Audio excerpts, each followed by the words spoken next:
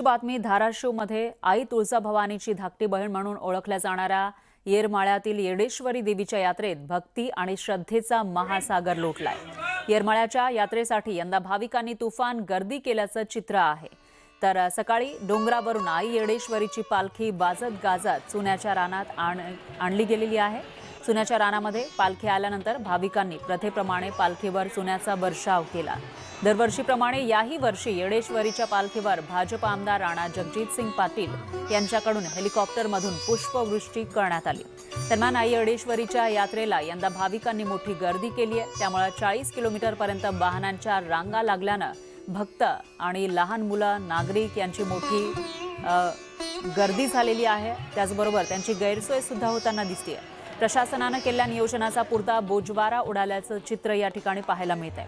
प्रशासन हे येरमाळा ग्रामपंचायतीला कुठलंच यात्रा किंवा कुठलंही अनुदान देत नसल्यानं ग्रामपंचायतीला कुठलीच व्यवस्था या भाविकांसाठी करता येत नाही अशी माहिती समोर आली आहे। तशी खंत गावातील नागरिकांनी बोलून दाखवली आहे।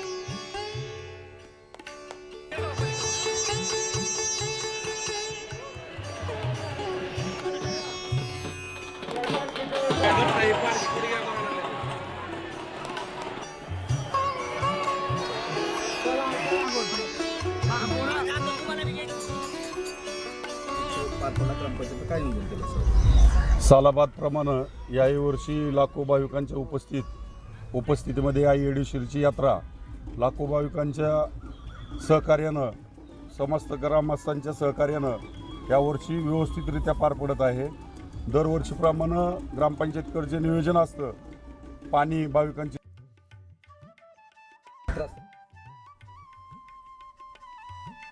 यानंतर बातमी आहे बीडमधून। बीड जिल्हा रुग्णालयातील छाया पांचाळ मृत्यू प्रकरणाला 1 वर्ष पूर्ण झालंय। मात्र अद्याप कोणतीही कारवाई न झाल्यानं कुटुंबियांनी संताप व्यक्त केलाय। चौकशी अहवालामध्ये डॉक्टरांकडून वरिष्ठांना माहिती न देणे, स्टाफमध्ये समन्वयाचा अभाव आणि नातेवाईकांशी उद्धटपणे वर्तन यासारखे गंभीर मुद्दे समोर आले। मोठ्या प्रसूती झाल्यानंतर मोठ्या प्रमाणामध्ये रक्तस्रावामुळे छाया पांचाळ यांचा मृत्यू झाल्याचं स्पष्ट झालंय। तरी सुद्धा संबंधितांवर कारवाई न झाल्यानं कुटुंबियांनी गुन्हे दाखल करण्याची मागणी केली आहे। आमची एवढीच मागणी, आज आम्ही 1 वर्ष झालं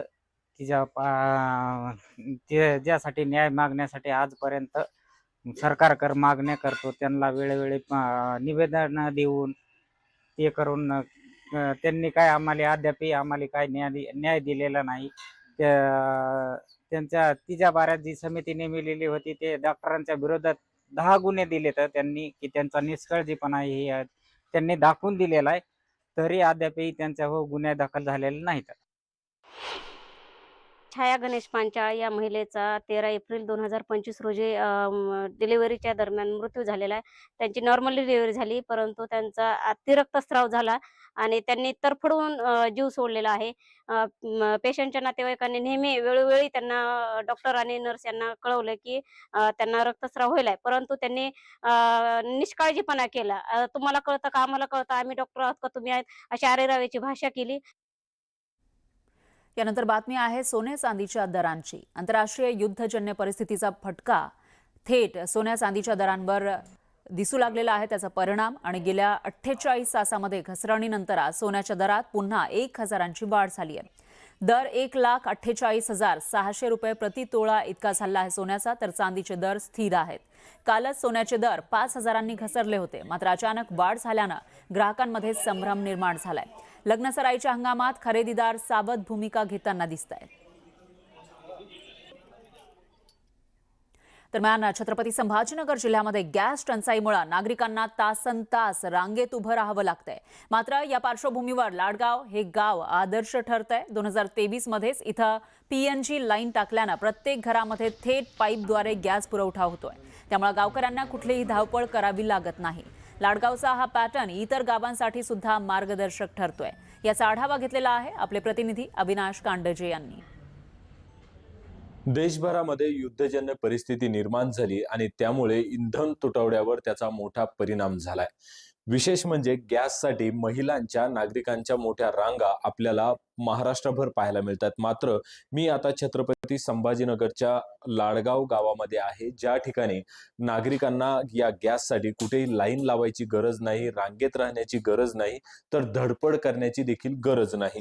कारण या गावाने जणू संकटाच्या अगोदरच त्यांना कल्पना होती आणि त्यासाठी त्यांनी पूर्वतयारी करून ठेवलेली. 2023 मध्येच या गावाने PNG गॅस लाईन आपल्यासाठी उपलब्ध करून घेतली आणि संपूर्ण गावामध्येच ही PNG लाईन टाकण्यात आली आणि नागरिक देखील या PNG लाईनचा आता सर्रास वापर करताना आपल्याला पाहायला मिळतोय. मोठ्या प्रमाणात या गावामध्ये वापर केला जातोय, त्यामुळे गॅसचा तुटवडा या ठिकाणी नाही. बाकी परिस्थितीसाठी, बाकी गावामध्ये जी परिस्थिती आहे त्यांच्यासाठी आदर्श ठरत आहे. त्यामुळे कुठेतरी PNG लाईन भविष्यात जर उपलब्ध झाली तर अशा संकटांना आपण सहज तोंड देऊ शकतो, असंच या ठिकाणी आल्याच्या नंतर कळतं. अविनाश कानडजे, न्यूज 18 मराठी, छत्रपती संभाजीनगर.